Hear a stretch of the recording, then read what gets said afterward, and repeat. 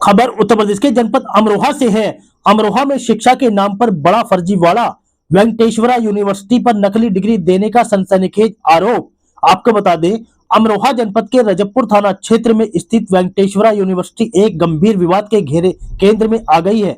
विश्वविद्यालय पर बीएससी और ऑप्टोमेट्री के छात्रों को फर्जी डिग्री देने का गंभीर आरोप लगा है, जिससे शिक्षा जगत में हड़कंप मच गया है। पीड़ित छात्रों का आरोप है कि उन्होंने विश्वविद्यालय से बीएससी ऑप्टोमेट्री का कोर्स पूरा किया और निर्धारित शुल्क भी जमा किया, लेकिन जब उन्होंने Uttar Pradesh state medical faculty में पंजीकरण कराने का प्रयास किया तो वहां से उनकी डिग्री को मान्यता देने से साफ इनकार कर दिया गया। जांच में यह चौंकाने वाला तथ्य सामने आया कि जिस कोर्स के आधार पर डिग्री जारी की गई उसका कोई वैध रजिस्ट्रेशन ही मौजूद नहीं था। इस खुलासे के बाद छात्रों और उनके परिवारों पर मानो दुखों का पहाड़ टूट पड़ा। वर्षों की मेहनत, समय और धन सब व्यर्थ होता नजर आया। पीड़ित छात्रों ने न्याय की उम्मीद में पुलिस अधीक्षक से गुहार लगाई और दोषियों के खिलाफ सख्त कार्रवाई की मांग की। छात्रों का यह भी आरोप है कि जब उन्होंने विश्वविद्यालय प्रशासन से जवाब मांगा तो उन्हें धमकाया गया और बदतमीजी की गई। इतना ही नहीं, विश्वविद्यालय द्वारा प्रति छात्र 10,300 रुपए डिग्री शुल्क वसूलने का दावा भी सामने आया, जिसे अब छात्रों ने धोखाधड़ी का हिस्सा बताया। मामले में यह भी आरोप लगाया गया है कि विश्वविद्यालय ने जाली दस्तावेजों के आधार पर छात्रों को गुमराह किया और शिक्षा के नाम पर उनके भविष्य से खिलवाड़ किया। पीड़ित परिवारों का कहना है कि दोषियों को कड़ी से कड़ी सजा मिलनी चाहिए ताकि भविष्य में कोई भी संस्थान छात्रों के सपनों के साथ ऐसा खिलवाड़ न कर सके। फिलहाल मामला पुलिस और संबंधित विभागों के संज्ञान में है। यदि आरोप सही पाए जाते हैं तो यह मामला उत्तर प्रदेश में शिक्षा व्यवस्था की विश्वसनीयता और गंभीर सवाल खड़े कर सकता है। क्या नाम है आपका? सर मेरा नाम निष्कर्ष चरण है। आज जो आप एसपी ऑफिस आए, क्या है आपका? सर हम सभी छात्र जो हैं पैरामेडिकल के स्टूडेंट्स हैं और हमने सभी ने अपना कोर्स जो है 2021 से 2024 में अपना जो है पूरा कर लिया था श्री वेंकटेश्वर यूनिवर्सिटी से। और हमारी जो आज शिकायत हम जिस मुद्दे के लिए लेकर आए, हमारा मुद्दा सिर्फ इतना सा है कि जो भी जांच वगैरह हमारी जो हुई है, जो हम पहले होकर आए हैं, और उसमें जो डिटेल में मिला है हमें, उसमें दिया गया है कि रजिस्ट्रेशन ये नहीं दे रहे हैं। और उसमें जो बताया गया है हमें, जो हम इससे पहले डीएम ऑफिस गए थे, जो उसमें जो डिटेल लगाई गई है, जो रिपोर्ट लगाई है, उसमें दिया गया है कि जो आपके जो कॉलेज की है इस कोर्स को रन करने के लिए मान्यता प्राप्त नहीं है। उन्होंने लिखित में ये बात को बोला है। अच्छा, जब आपको पहले पढ़ाया था इन लोगों ने तो उस टाइम नहीं बताया था कि हमारे यहाँ रजिस्ट्रेशन नहीं मिलेगा? सर इस टाइम ऐसा कोई नहीं बोला था और सारी चीजें कभी क्लियर नहीं करी थी इस चीज से। उस टाइम आश्वासन तो दिया था कि रजिस्ट्रेशन देंगे, बस अब जो है इस तरीके से मना कर रहे हैं। कप्तान साहब ने क्या आश्वासन दिया आपको? सर कप्तान साहब ने बोला है कि इस चीज की हम जांच करेंगे और आपकी कंप्लेंट रजिस्टर कर ली है और इसमें थोड़ा समय लगेगा। आप समझिए। कितने बच्चे हैं लगभग? सर पैरामेडिकल के लगभग 300 बच्चे हैं। अब आप कितने लोग आए यहाँ पर? सर हम अभी 15 जने हैं। हाँ,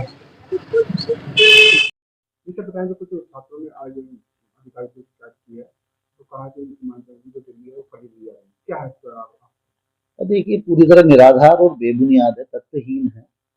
ये सभी बच्चे हमारे बच्चे हैं और जो भी इन्हें विश्वविद्यालय द्वारा उपाधि दी गई है तो पूरी तरह विश्वविद्यालय अनुदान आयोग से विश्वविद्यालय मान्यता प्राप्त है। और विश्वविद्यालय के एक्ट भी जो यूपी गवर्नमेंट निजी विश्वविद्यालय अधिनियम के तहत उत्तर प्रदेश कैबिनेट और उत्तर प्रदेश विधानसभा से पास हुआ है, गवर्नर से पास हुआ है, उसके बाद विश्वविद्यालय अनुदान आयोग से प्रमाणित है। उसमें इस एक्ट को और हमारी जो परिषद है, शैक्षणिक परिषद है, विश्वविद्यालय की परिषद है, उसमें भी ये एक्ट पास के बाद उसमें भी इस कोर्स का प्रोविजन पास करके कोर्स चलाया गया है। तो पूरी तरह से ये कोर्स मान्यता प्राप्त है। और रही बात रजिस्ट्रेशन की, तो रजिस्ट्रेशन के लिए बच्चों को स्वयं प्रयास करने होंगे उसके लिए। हाँ, उन्हें किसी तरह की संस्थान से मदद की, जिस तरह वो कह रहे हैं कि डिग्री फर्जी, डिग्री पूरी तरह वैधानिक है, विश्वविद्यालय भी पूरी तरह मान्यता प्राप्त है। इसकी जानकारी आप वेबसाइट पर, यूजीसी की वेबसाइट पर और विश्वविद्यालय की वेबसाइट पर कोर्स की जानकारी प्राप्त कर सकते हो, देख सकते हो कभी भी।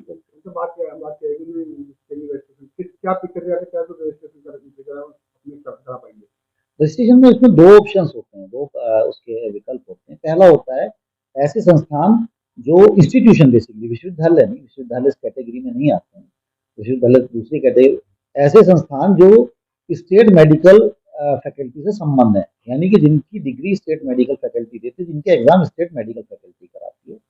तो एक पहला विकल्प तो उनके आता है। दूसरा आता है अदर्स का विकल्प। अदर्स में वो सभी विश्वविद्यालय आते हैं, निजी क्षेत्र के विश्वविद्यालय, जो अपने एक्ट के अधिनियम के तहत इस कोर्स को चला रहे हैं। तो उसके तहत इसका रजिस्ट्रेशन होगा। हमने इनको ये भी बोला कि अगर कहीं किसी तरह की कोई दिक्कत है रजिस्ट्रेशन में, 300 के करीब बच्चे थे, इसमें 250 पौने 300 के करीब बच्चे सफलतापूर्वक अपना काम कर रहे हैं। ये लगभग 15-20 बच्चे हैं जो बार बार आते हैं। इन्हें बताया भी गया कि अगर आपको नहीं हो रहा, कहीं दिक्कत है और इसमें कोर्ट में भी आपको जाना पड़ा, तो उसके लिए रिट आपको ही दायर करनी पड़ेगी। रजिस्ट्रेशन के लिए केवल अभ्यर्थी करा सकता है, उसके लिए संस्थान रिस्पॉन्सिबल नहीं होता। संस्थान ने शुरू में इन्हें बता दिया गया था और उसका एक शपथ पत्र भी हमने बच्चों से साइन करा के प्रवेश के टाइम ही वो लगा दिया था। और आज भी वो फाइल में तत्कालीन डीएम को भी, पहले डीएम साहब को भी हमने वो एक बार पहले ही मुद्दा था तो उनको भी दिया था। उन्होंने भी सारे जांच में सब कुछ स्पष्ट पाया गया था। तो इसे फैकल्टी जो Uttar Pradesh state medical faculty जो है जी, उसके पाठ्यक्रम के रजिस्ट्रेशन नहीं कर पा रही, उसके लिए क्या इन बच्चों को कोर्ट के में जाना होगा? नहीं, वो एक अलग इशू है। वैसे तो जनरली उनको करना चाहिए, लेकिन कई स्टेट में भी देखा है कि राजस्थान में उसमें अदर्स यूनिवर्सिटी का नहीं किया तो लोग सुप्रीम कोर्ट की क्लियर गाइडलाइन है, वो भी हमने मैडम को और उनको बाकी अधिकारी को प्रेषित किए।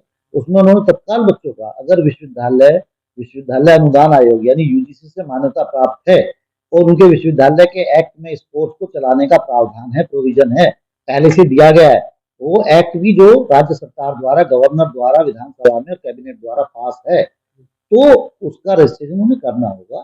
तो उस एक्ट के तहत वो उसमें रजिस्ट्रेशन करा सकते हैं। तो बच्चों की जो मांगी कि हम वहाँ कराया तो हमारा हुआ नहीं, बैर में दिखाया गया। नहीं, ये तो पता नहीं बच्चे कब गए। हमने तो बच्चों को भी बुलाया, 2 बार बुलाया कि वहां जाने के बाद आप ठीक है अपनी बात किसी प्लेटफॉर्म पर आके डिस्ट्रिक्ट एडमिनिस्ट्रेशन में कहीं भी जाके अपनी बात रख सकते हैं, लेकिन सबसे पहले तो उनको यहाँ आके बात करनी चाहिए। अगर आगे की वजह, हाँ ये मैं फिर कहना चाहूंगा, बार बार रिपीट करना चाहूंगा कि इन्होंने लिखित में शपथ पत्र दिया है जो सबके फाइल के साथ संलग्न है, एडमिशन फाइल के साथ संलग्न है।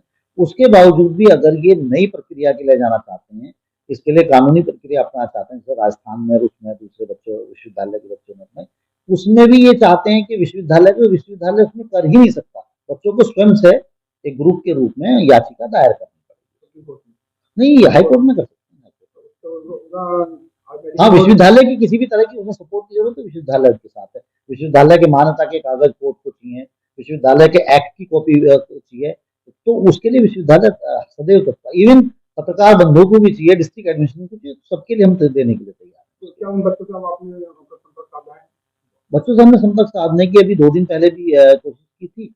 आज भी सुबह कुछ बच्चों को मैंने कॉल कराया था अपनी तरफ से। मुझे पता लगा था कल कुछ बच्चे डीएम मैडम के यहाँ गए थे, तो बच्चों ने जो फोन ही नहीं उठाया, तो 2-3 बच्चों से बात हुई, वो आने से मना कर दिया। तो ये थोड़ा सा जो दुखद है, मतलब खेदजनक है।